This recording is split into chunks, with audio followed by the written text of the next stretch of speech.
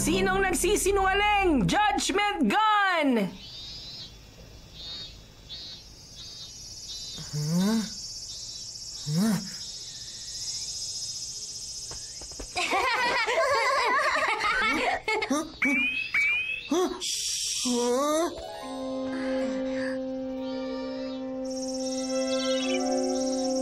Dahan-dahan.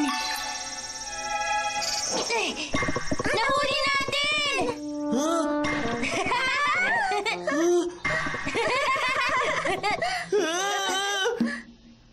Ang dami kong nahuli. Nga, ako rin. Ikaw, kuya, marami ka rin bang nahuli? Pambata lang yan. Hindi na ako bata, kaya tinigilan ko na panghuhuli ng mga kulisap. At saka isa pa, kawawa ang mga kulisap kapag hinuhuli. Dapat hayaan natin sila. Sige, kuya, alis na kami. Good luck na lang sa'yo. Kung kaya ng mga batang yun na manghuli ng mga kulisap, abat dapat kaya ko rin yun. Dapat makahuli ako ng marami. Wala man lang ako nahuli kahit isa. Kasi naman inubos na kanina ng mga batang yun ng mga kulisap. Wala na tuloy na tira sa akin. Sana naman naisip nila magtira para sa akin. Alam ko na. Ang init. Ha?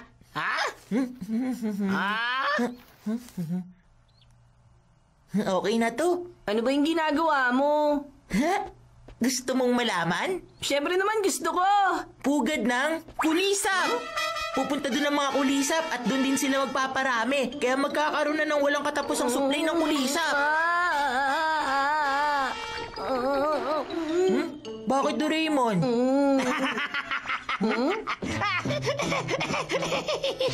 Hindi ko kinakaya. Nakakatawa ka talaga, Nobita. Pugad na kulisap sa taas ng puno. Nobita, sa lupa nakatira ang mga kulisap. Ano ka ba? Kahit mga kinder, alam yun. Kailangan malaman to ng lahat. Sandali lang, wag, Suneo! Aray, ang sakit! Wala na, nakaalis na siya. Enemy stopper! Ito muna ang gamitin natin ngayon kay Suneo habang nag-iisip pa tayo ng pinakamagandang gawin. Alam ko na ang gagamitin natin! Judgment Gun! Ha? Ano? Babarilin natin si Suneo? Hindi, ganito. Subukan muna natin to. Sino kaya? Ayun, subukan natin sa pusa. Halika dito, Muning. Ganito, paano ko sabihin kung aso ang pusang ito? Pero ang totoo, aso nga ito. Tingnan mo! Nakita mo na? Aso siya! Ang mabuti pa, magtanong tayo sa mga tao. Sige, sigurado akong sasabihin nilang aso siya. Pusa to, hindi ba?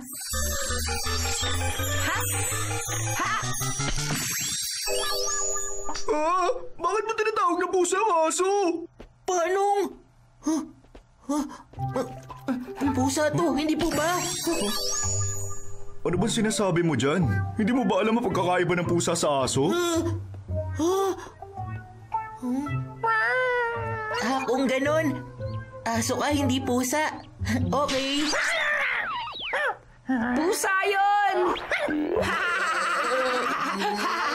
Naglalabas ang invisible na sinag ng liwanag ang baril na to. Ang taba na isasangayon sa anumang sasabihin na bumaril kahit baka sinungalingan. Ano?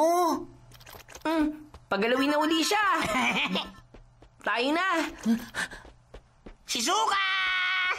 Ano yun? Pakinig ka mabuti rito. Grabe talaga si Nobita. Akala niya namumugad sa mga puno ang mga kulisap. Nagkakalit na si Suneo. Palibasa, walang alam. Barilin mo si Shizuka, bilis.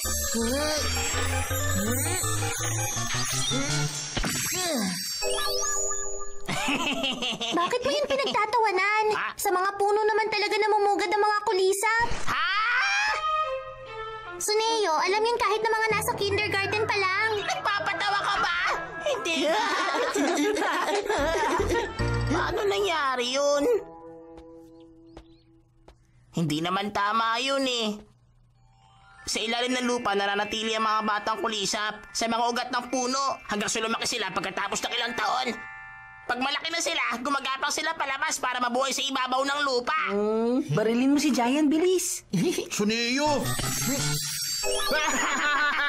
Ano ka ba? Ang mga kulisap nangingitlog sa mga pugad nila sa puno. Hindi yan totoo. Sinasabi mo bang sinungaling ako? Hindi mo kaya tanggapin na mali ka? Na mali ang alam mo? Sino sinungaling, ha? Ginagalit mo ako! Hindi ko sinabi sinungaling ka. Ikaw ang tinutuloy ko. Kawawa naman. Sana dahil dyan, maging mabait na siya. Ganon? Uuwi ako at magsusumbong kay Mami! Mami! Ayaw niya talagang tumigil. Oh, bakit ka umiiyak? Ano ba nangyari, Suneo? Ang bad nilang lahat sa akin. Sabi nila nabubugad daw sa puno ang mga kulisap. Pero sa ilalim ng lupa pinapanganak ang mga kulisap tapos lumalabas lang sila mula sa lupa kapag malaki na sila. Hindi po ba, Mami? Diyos ko, ano bang pinagsasabi mo? Nakakahiya kapag narinig ng mga taong sinasabi mo, Suneo!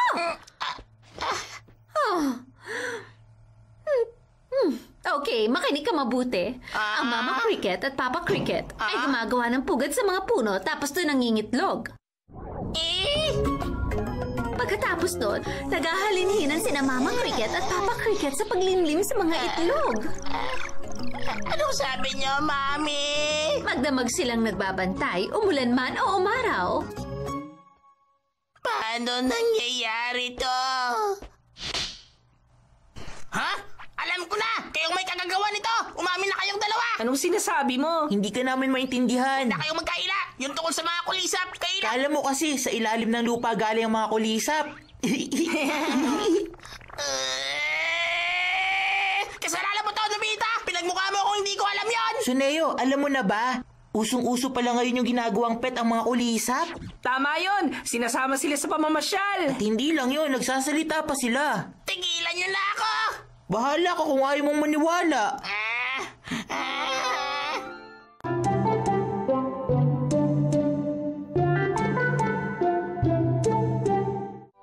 Hindi kaya?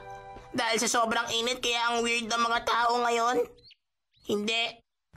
Baka ako nga talaga ang mali. Uuwi na sa bahay. Teka, kumakanta ang mga kulisap ng uuwi na sa bahay? Kumakanta? Ha?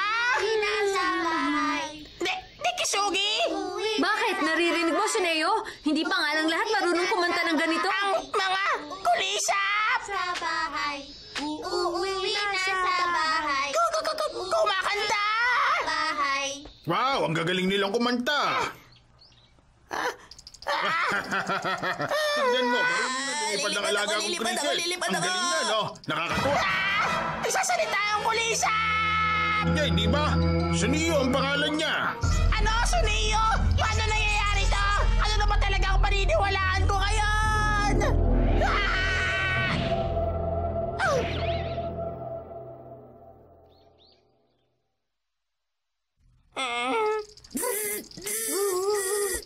Hindi. Alam kong tama ako. Sigurado ako na sila ang mali. Alam ko nang gagawin ko. Titingin ko ngayon kung talagang namumugad sa puno mga kulisap. Paano na to? Ayaw pa rin maniwala ni Suneo. Kailangan natin pamugarin sa puno ang mga kulisap.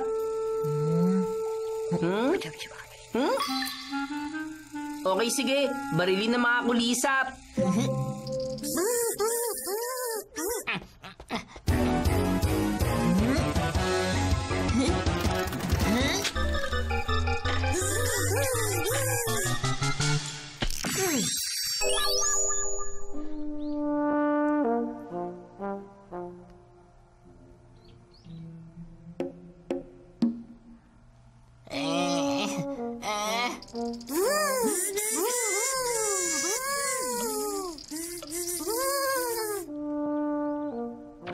Hindi pa rin ako naniniwala. Sigurado ako nagkataon lang yon. Maya-maya lang lilipad na paalis ng pugad ng mga kulisap na yon.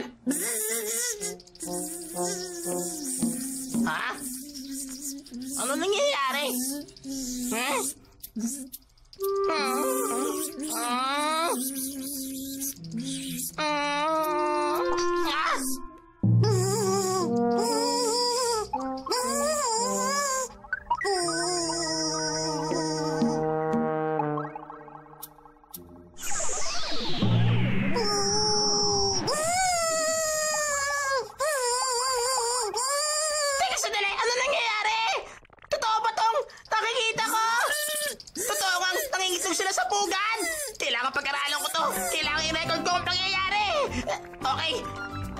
Pero bakit ngayon ko lang nakita ang ganitong pangyayari?